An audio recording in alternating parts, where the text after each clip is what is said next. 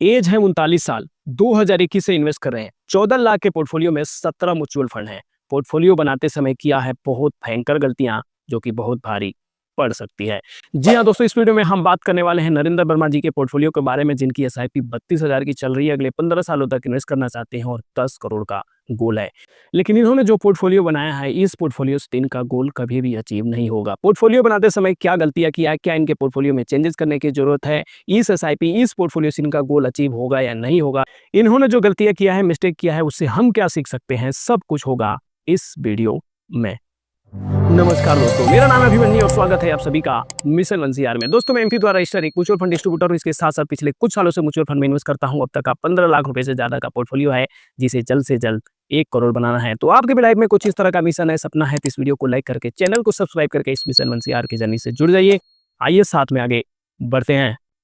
दोस्तों, एक चीज हम सबके पास बराबर है, वो है समय। कुछ लोग समय रहते अच्छा सा पोर्टफोलियो बना लेते हैं और सही समय पर सही अमाउंट इन्वेस्ट करके बढ़िया पैसे बना लेते हैं। लेकिन वहीं पर कुछ लोग गलतियां पे गलतियां करते हैं, समय बर्बाद करते हैं, समय भी निकल जाता है और पैसा भी नहीं बन पाता है। इसी तरह की कुछ गलतियां किया है नरेंद्र वर्मा जी ने। 2021 से इन्वेस्ट करते हुए आज तक भी इनका ठीक ठाक ढंग का पोर्टफोलियो नहीं बन पाया।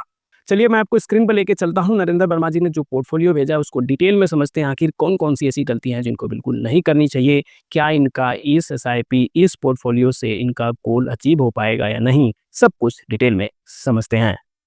तो दोस्तों, अभी हम आ चुके हैं अपने व्हाट्सएप स्क्रीन पर, जहां नरेंद्र सर ने अपना पोर्टफोलियो भेजा है। कहते हैं, नमस्कार सर जी, हो सके तो प्लीज़ मेरे भी पोर्टफोलियो रिव्यू कर दीजिए।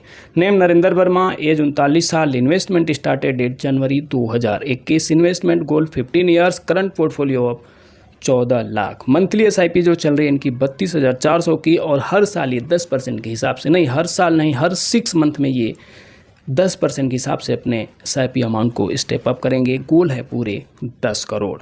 वैल्यू ऑफ मंथली एसआईपी, जो इनका एसआईपी चल रहा है, आप देख सकते हैं पूरे के पूरे 17 म्यूचुअल फंड। आप किसी भी एक्सपर्ट से आप राय लेंगे, जाने माने एक्सपर्ट से भी राय लेंगे, तो भी यही कहेंगे 5 से 7 म्यूचुअल फंड एक बढ़िया पोर्टफोलियो के लिए। चाहे आपको 10 करोड़ बनाना हो, 20 करोड़ बनाना हो, तो भी 5 से 7 फंड काफ़ी होते हैं। लेकिन यहाँ पर आपने पूरे 17 म्यूचुअल फंड ले लिया, और उसमें भी सबसे बड़ी गलती यह है कि लार्ज कैप और सेक्टरल फंड आपने भर भर के लिया हुआ है।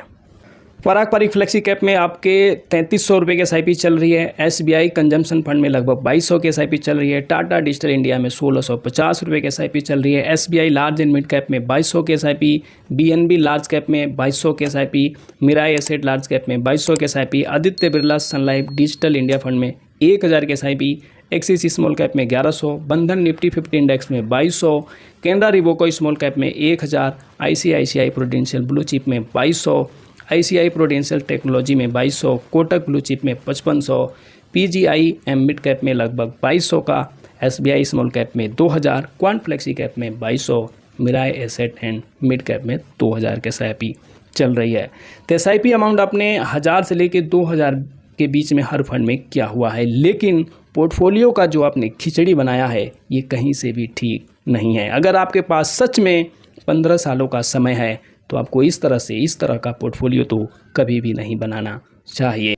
दोस्तों, यहाँ पर एक बात मैं बोल रहा हूँ, हो सकता है आप लोगों को बुरा लगे, नरेंद्र सर आपको भी बुरा लग सकता है। 1 मिनट में लोग कह देते हैं कि एडवाइज़र के साथ इन्वेस्ट मत करना, 1% रिटर्न कम मिलेगा। यहाँ पर आपको 18% की जगह 14% रिटर्न मिलेगा। ये कहाँ से जायज़ है? अगर समय रहते आज से 4 साल पहले अगर आप किसी भी डंग ढांग के एडवाइज़र से सलाह ली होती, तो ये 4 साल तो आपके कहीं से भी ख़राब नहीं हुए होते, और अभी तक आपके पास ठीक ठाक पोर्टफोलियो और फंड होते। अगर आप किसी भी सलाहकार से सलाह लेकर इन्वेस्ट करते, तो इस समय इन 4-5 सालों में आपके पास कम से कम 25-30 लाख का पोर्टफोलियो तो ज़रूर होता। दोस्तों, अगर मैं झूठ बोल रहा हूं तो आप सच सच बताना, क्या आपने भी जब स्टार्टिंग किया था पहले 1-2 साल 3 साल में, उतना ही अमाउंट से आज भी एसआईपी कर रहे हो? नहीं कर रहे हो ना। आपने एसआईपी अमाउंट बढ़ाया ना। क्यों बढ़ाया? क्योंकि आपको 2-3 साल लग गया इसको समझने में। लेकिन जब वहीं आप सही सलाहकार से सही समय पे सलाह लेते हैं, तो आप सही से अपने अमाउंट इन्वेस्ट करते हैं और समय का पूरा फ़ायदा उठा पाते हैं। चलिए खैर, अब गलती तो हो गई है, लेकिन अब इनके पोर्टफोलियो में क्या कुछ चेंजेस करना है उस पर बात करते हैं। लेकिन उससे पहले एक चीज़ और मैं दिखा दूं, जो नरेंद्र जी से मैंने मांगा था, वो है एसेट एलोकेशन। आप देख सकते हैं 15 सालों का समय है इनके पास और इन्वेस्ट कर रहे हैं पैसा, 65% पैसा इनका इन्वेस्ट हो रहा है पूरे लार्ज कैप में। 17% इन्वेस्ट हो रहा है, 18% लगभग स्मॉल कैप में और 17% के आसपास ही मिड कैप में। जबकि 15 साल का समय है तो होना इसके उल्टा चाहिए। 65 से 60% पैसा इनका मिड स्मॉल में जाना चाहिए था और 35-40% पैसा इनका लार्ज कैप वगैरह में इन्वेस्ट होना। अगर इस हिसाब से एसेट एलोकेशन होता तो इनको 15-16%, 14% रिटर्न की बजाय 17-18% मिल सकता था। ये जो पोर्टफोलियो का खिचड़ी बनाया है आपने, इससे 14 से 15% से ज़्यादा रिटर्न नहीं मिलने वाला है, क्योंकि 60-65% लार्ज कैप में है और लार्ज कैप का मैक्सिमम रिटर्न आपको 15-14% से ज़्यादा नहीं मिलने वाला है।